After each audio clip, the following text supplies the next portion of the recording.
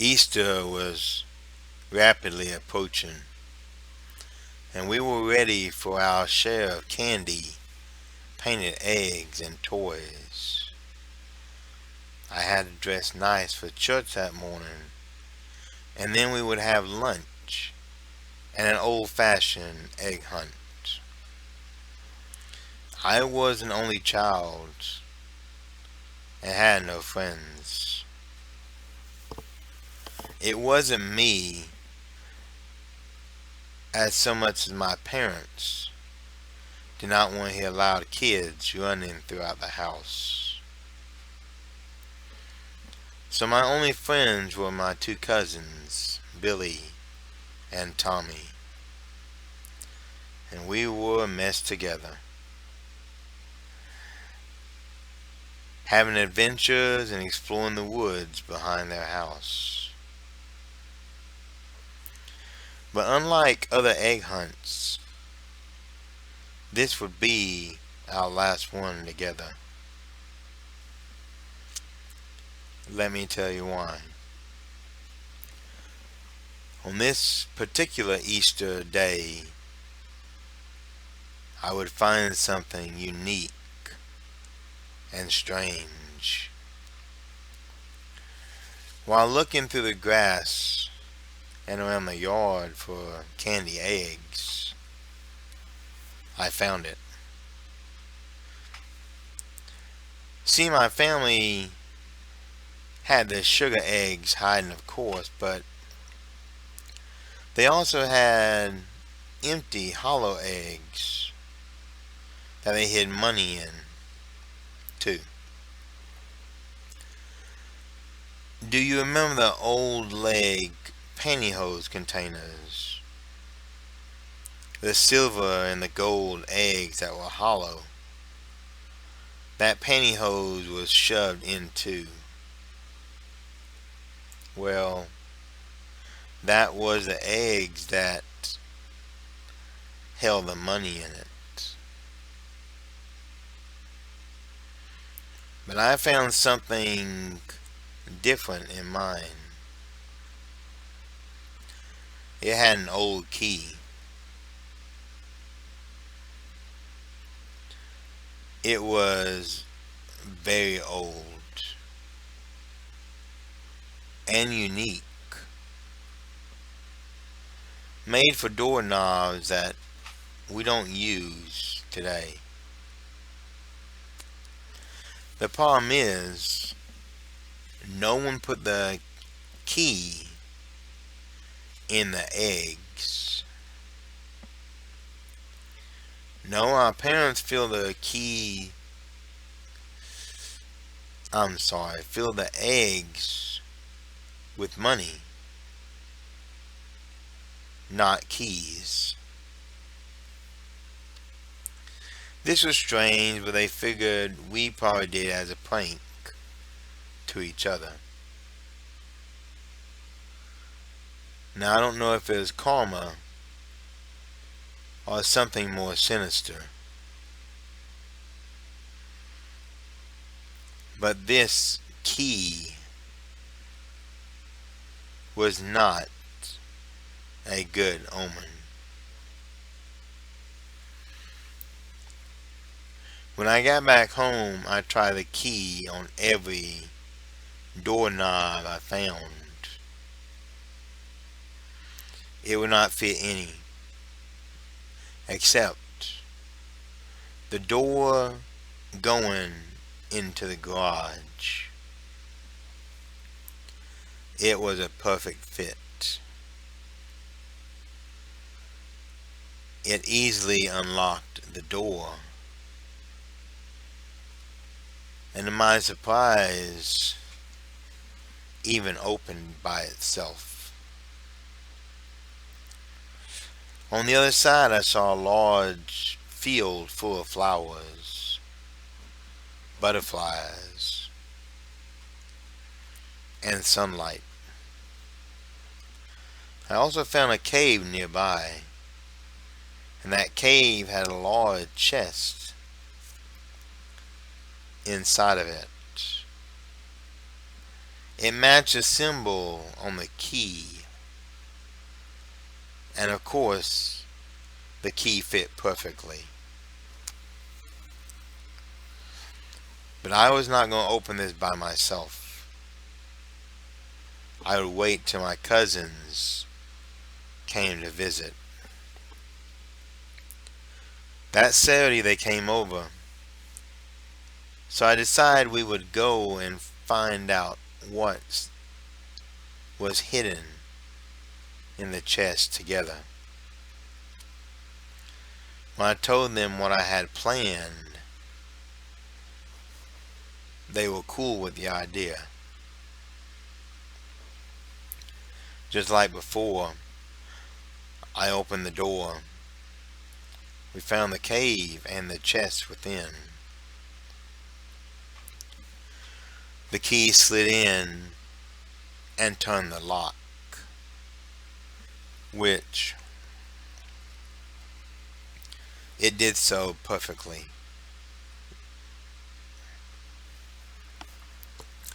Now that should have been a warning sign, but we were just kids.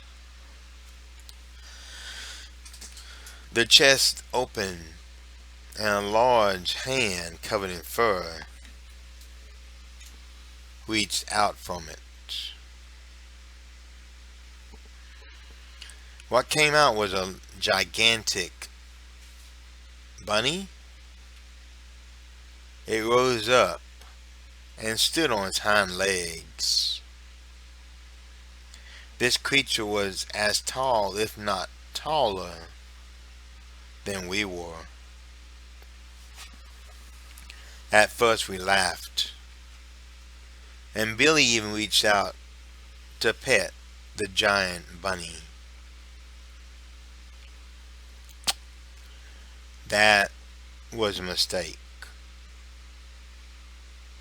With a grip of iron, it grabbed Billy, lifting him high off his feet. His arms started to turn blue and purple from the grip the creature had on him. It opened its mouth and showed two sharp buck teeth. The hands also ended in wicked claws. The mouth bit Billy, tearing into his flesh. My cousin screamed and fought violently back as blood poured out of his neck. The monster placed its clawed hand on top of Billy's head and spun it like you would an old spinner toy. The head spun like the lady from the Exorcist movie. And then we heard a loud pop as a neck was snapped. It tore out another piece of flesh, swallowing the bloody meat whole.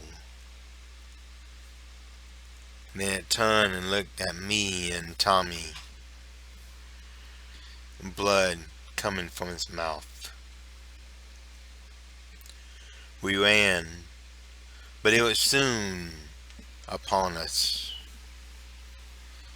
One or two jumps in the air, and it came down, pinning Tommy to the ground. It bit his neck,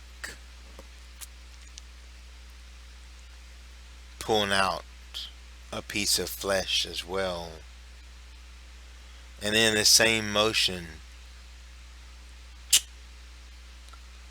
broke his neck.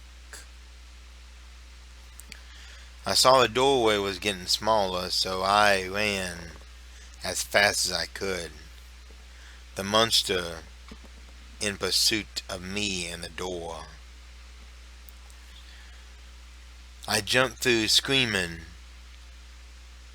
as my mother came running. She was the first to die. Then it found my aunt, ripping flesh from her face as her neck was broken too. Father came out of his study, and the creature grabbed him by the back of the head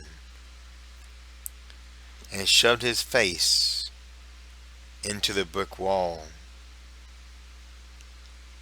as it gushed blood. I tore out of the house, running, screaming, as this thing butchered my family inside. The neighbors heard and called law enforcement. And after a while, the flashing lights showed up. All they saw was a hysterical boy crying in the driveway. Going inside, they found the massacre that was my family, with an old key covered in blood next to the garage door. The key had my fingerprints on it, and I was really the only suspect, as I was the only one there. Oh, they questioned me, but it's hard to get answers out of a hysterical little boy that won't stop crying and screaming about some giant killer bunny. Now I'm in a padded room. I'm writing this note that I hope someone will get. If you ever get a key on the holidays and you find that it fits a door in your home, throw it away. Don't go inside, because you have to remember, demons are very real, and they love bringing misery into our world. Welcome to the Shadowlands.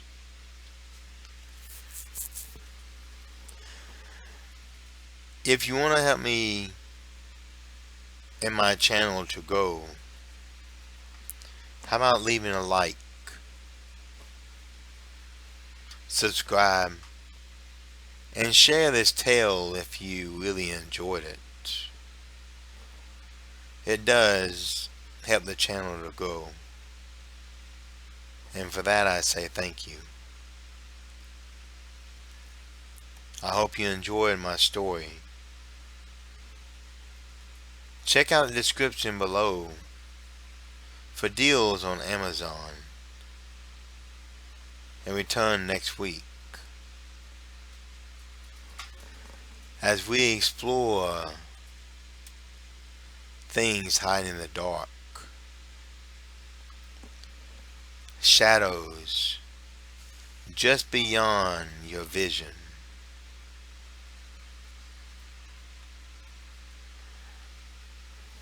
They all dwell in the Shadowlands. Do come back.